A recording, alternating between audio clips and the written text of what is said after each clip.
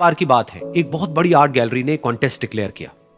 उसमें उन्होंने अनाउंस किया कि जो भी पेंटर पीस को डिपिक्ट करने वाली वर्ल्ड की सबसे अच्छी पेंटिंग बनाएगा, उसको $10 मिलियन का इनाम मिलेगा। यह बात पूरी दुनिया में फैल गई और पूरी दुनिया से हजारों पेंटर्स ने अपनी अपनी पेंटिंग भेजी उस कॉन्टेस्ट में पार्टिसिपेट करने के लिए।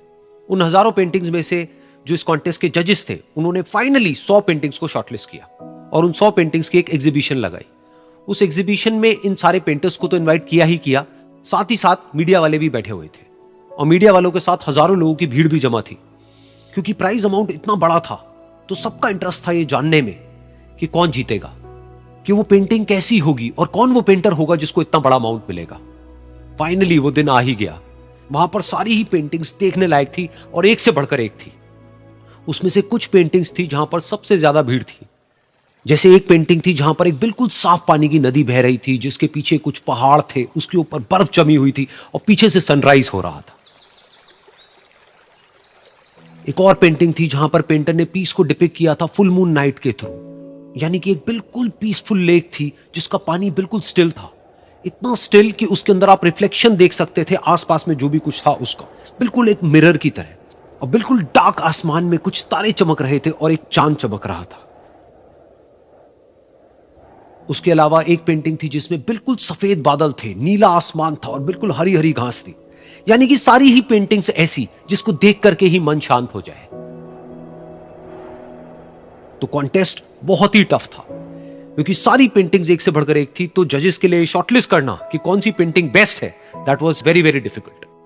लेकिन वो मोमेंट आ ही गया जब जजेस ने अपना माइंड मेकअप कर लिया और एक पेंटिंग को इन सारी पेंटिंग्स में से सिलेक्ट कर लिया और उस पेंटिंग को एक बड़े से कर्टेन के पीछे रख दिया। सामने वो सारे पेंटर्स बैठे हुए थे, मीडिया वाले थे और हजारों लोगों की भीड़ थी।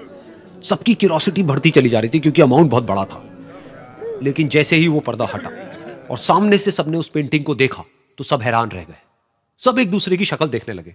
किसी को कुछ समझ नहीं आ रहा था कि एक्चुअल में हो क्या रहा है, क्योंकि वो पेंटिंग जो वहां पर दिख रही थी वो दूर दूर तक शांति को डिपिक्ट नहीं कर रही थी। तो सबको लगा कि शायद उस आर्ट गैलरी से कोई गलती हुई है या जजेस से कोई गलती हुई है और किसी गलत पेंटिंग को वहां पे रख दिया है। तो कुछ पेंटर्स एक साथ गए, जाकर के उस आर्ट गैलरी के ओनर से मिले और जाकर के उससे पूछा कि क्या ये कोई गलती है, गलती से कहीं कोई गलत पेंटिंग तो आपने वहां पे नहीं रख दी है। तो आर्ट गैलरी वाला थोड़ा सा मुस्कुराया और बोला, नहीं, ये पेंटिंग बिल्कुल ठीक है। जजेस ने इसी पेंटिंग को सिलेक्ट किया है और यही पेंटिंग आज की विनर है। सारे पेंटर्स ये जवाब सुन करके गुस्से से भर गए और सबने मिल करके रिवोल्ट कर दिया। और ये देख करके सारे मीडिया वाले अपनी अपनी जगह से खड़े हुए और भागते हुए गए उस आर्ट गैलरी के ओनर के पास में और अपने अपने माइक्स उनके मुंह के आगे कर दिए।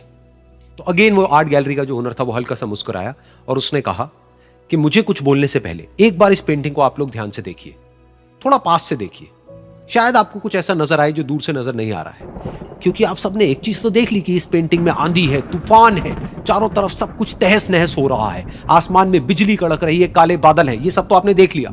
लेकिन एक चीज नहीं देखी कि इस पेंटिंग में एक घर भी है। उस घर में एक छोटी सी खिड़की है जहां पर एक आदमी खड़ा हुआ है।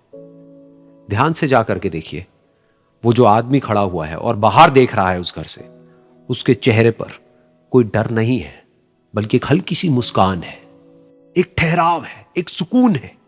और यही है शांति का असली मतलब।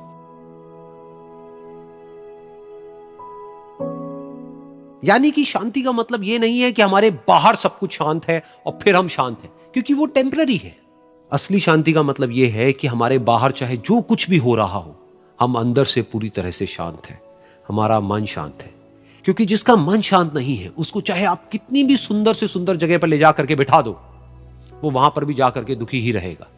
लेकिन दूसरी तरफ से जिसका मन शांत है, उसके बाहर चाहे कुछ भी हो रहा हो, चाहे मौसम कैसा भी हो, चाहे उसके आसपास में सब कुछ तहस नहस हो रहा हो, तूफान हो, लेकिन वो अंदर से बिल्कुल शांत रहेगा। और यही है शांति का असली मतलब।